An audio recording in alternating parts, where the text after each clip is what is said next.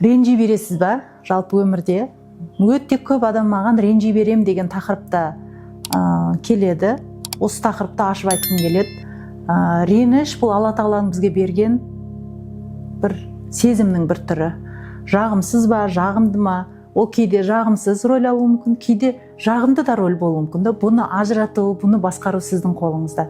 Сіздің бойыңызда бар ма? Сіз оны тек жақсылыққа қарай бұрып алып кету де сіздің мойныңызда, және де оны әрдайым сіздің жаратушыңыз Аллаға апару да сіздің қолыңызда да. Сондықтан бұны қалай ажыратамын? Біреуге ренжіп тұрсыз, бір рет емес, екі рет емес, әрдайым айналамдағы ренжи берем деген адамдарға айтарым: ренжіңіз, рұқсат беріңіз өзіңізге, ренжіңіз. Бүгін мен қызыма ренжідім, бүгін досыма ренжідім, ертең анаған ренжимін, кешеше әке-шешеме ренжуледім, сосын тойға барғанда мынаған ренжідім. Әр ренішті мен ренжіп жатырмын деп өзіңізге қабылдап көріңізші. Ол реніш қай жерінде тұр? Бірінші кезек не істеу керек?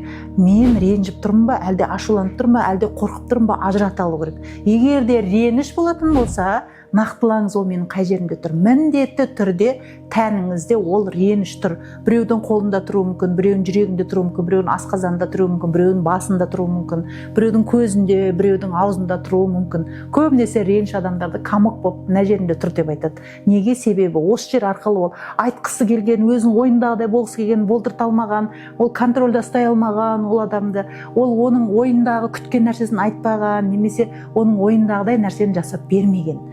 Яғни менің ойымдағыдай нәрсені күткен кезімде ол орындалмаған кезде мен ренжимін. Осы жерді анықтау керек. Мен ренжіп тұрмын. Бір күнде 20 рет ренжідің ба? Мен 20 рет ренжідім. Қараңызшы, әрдайым фокус сізде. Сіз анау неге мені ренжітті, біреумен әлек болып жатқан жоқсыз. 20 рет ренжідім ба? Бүгін мынаған ренжідім, 1. Не үшін ренжідім? 2. Мынаған ренжідім, 3. Мынаған ренжідім.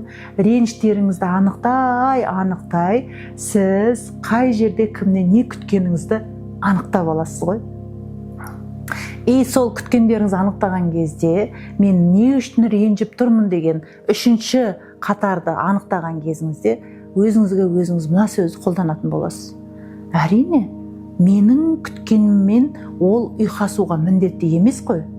Ол бейшара өзімен әлек, өзінің бітіре алмаған ісімен әлек, өзінің ішкі сол 25 жасына дейін, 40 жасына дейін жинап алған ұғымдарын өзгерте алмай әлек, сол ескі ұғымдармен өмір сүріп, сол өмірден бақытсыз болып әлек. Менің омен ешқандай байланысым, үш қайнасам сорпам жоқ негізінде. Просто өздігімнен менің ойымнан шықпады деп өзімнің ішкі әлемінде күрес болып жатқан дүние.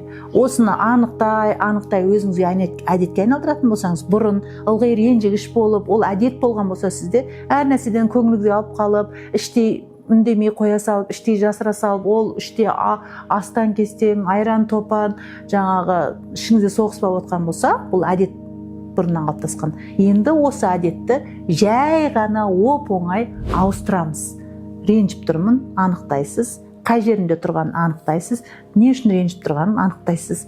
Осы арқылы ренжи 20 ренжді осылай анықтау арқылы сіз не істейсіз? Енді әдетке айналдырасыз. Бұл ренждер менің ішімнен туындап тұр, осыны қалай өзгерте аламын? Мен анадан сен жақсысың деп айтқанды күттім. Оказывается, ол айтпады, өйткені оның ойында мен туралы жақсы ой жоқ, ол өзінің ұғымдары бар. Пожалуйста, солай ойласын.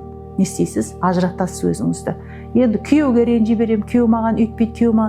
Қыздар, әйелдер, қараңыздар, күйеу ешқашан сіздің ойыңыздағыдай болмайды. Өйткені оның жаратылысы еркек. Әйелдер еркектерін ренжіп отыратын еркектерге таң қаламды.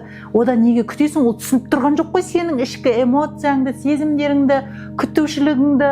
Сен оған ашық айтасың. Айт, орындалмады, ренжідің, онда ренжігеніңді айт. Мен ренжіп тұрмын.